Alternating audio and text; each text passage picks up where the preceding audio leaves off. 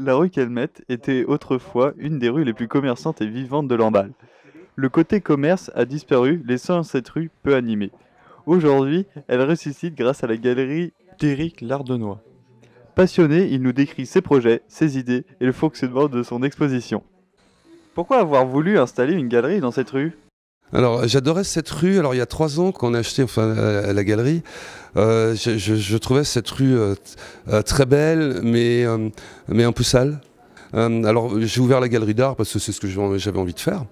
Et puis, c'était pas le but. Le but, c'était pouvoir commencer à mettre l'art dehors, le rendre accessible à tous, le démocratiser, et puis et que ce soit réellement accessible à tous. Et donc on a commencé à peindre les poteaux. Alors, et un truc incroyable, c'est que les gens ont adoré parce qu'on commençait à faire rebouger cette rue qui a été une des rues les plus commerçantes. Et les gens sont appropriés tout et sont en train de s'approprier tous les projets artistiques qui sont en train de se faire, quoi. Et c'est ces mêmes gens qui ont rebaptisé la rue Calmette, la rue des Arts. Et je me dis waouh. Et maintenant je peux plus lâcher tous ces gens parce que j'ai envie de continuer. Ça me donne envie de continuer, quoi. Et puis leur rendre l'appareil, quoi, en me disant on va continuer, quoi. Éric Lardenois expose de l'art outsider. Mais qu'est-ce que le mouvement outsider? Outsider, c'est plutôt des gens qui n'auraient pas de formation vraiment artistique, quoi, et qui le feraient déjà dans un premier temps parce qu'ils aiment peindre et que c'est un besoin et que c'est jusqu'à temps que quelqu'un leur dise mais c'est génial ce que tu fais, de quelqu'un de l'entourage proche, et qui leur dise mais tu devrais exposer tout ça. Et voilà, c'est déjà. Mais ici, on est en figuration libre. Figuration brute parce qu'on a un peu d'art brut aussi ici et puis surtout l'imaginaire de tous les artistes et puis surtout ce qu'ils ont à dire parce qu'il y a beaucoup de messages dans toutes les toiles qu'on a ici. Alors des messages que les artistes veulent pas forcément faire passer, mais quand on regarde des toiles et quand on est attiré par des toiles, c'est que ça nous envoie quelque chose. Donc on peut en déduire aussi nos propres messages, quoi, sur des regards, sur des compositions, voilà. Pourquoi a-t-il choisi d'exposer ce type d'art?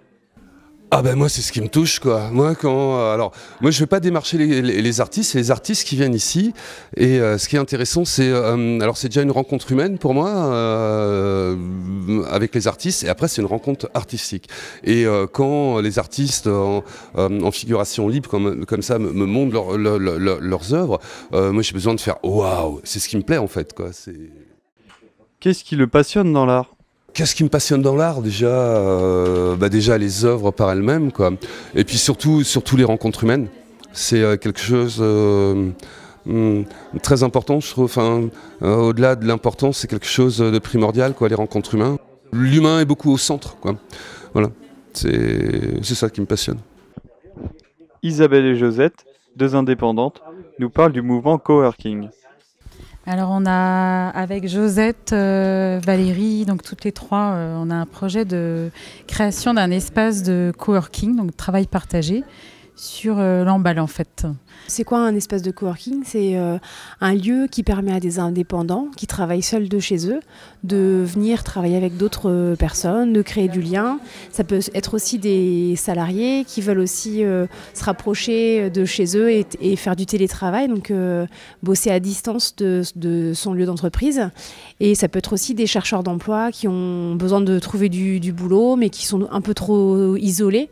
Et le fait aussi de se rassembler avec d'autres personnes, ça permet de créer une dynamique et pourquoi pas de développer aussi des liens et trouver du boulot, quoi. Donc c'est un lieu de partage autour de la thématique du travail, de l'emploi, du territoire, voilà. Eric nous explique son projet du Café des Arts. C'est continuer à faire un lieu plus grand et plus convivial. Et surtout, le Café des Arts, ça va être aussi un lieu où il va se passer beaucoup d'art vivant, parce qu'on a l'art plastique ici, mais on travaille aussi en art vivant. On a des expériences poétiques. Alors bon, nous, enfin, ce que je veux dire, on n'est pas sur le divertissement et on n'est pas sur le spectacle. On est plutôt sur de l'expérience poétique, des choses qui sont créées spécialement pour le lieu ou pour une idée que les artistes pourraient avoir. Donc voilà, en art vivant, on va avoir par exemple aussi des cafés philo. Ça, c'est aussi, pour moi, c'est des expériences poétiques quand on discute autour d'une phrase philosophique, quoi. Par exemple, qu'est-ce que l'art ? Ça pourrait être un truc qu'on pourrait débattre ici. Il va y avoir aussi un cercle des poètes qui est en train de se créer. Il va y avoir de l'art-thérapie.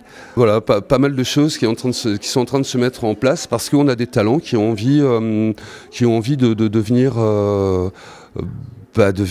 partagés. Éric Lardenois a réussi à faire revivre la rue Calmette grâce à sa galerie d'art moderne et attire ainsi la curiosité des visiteurs.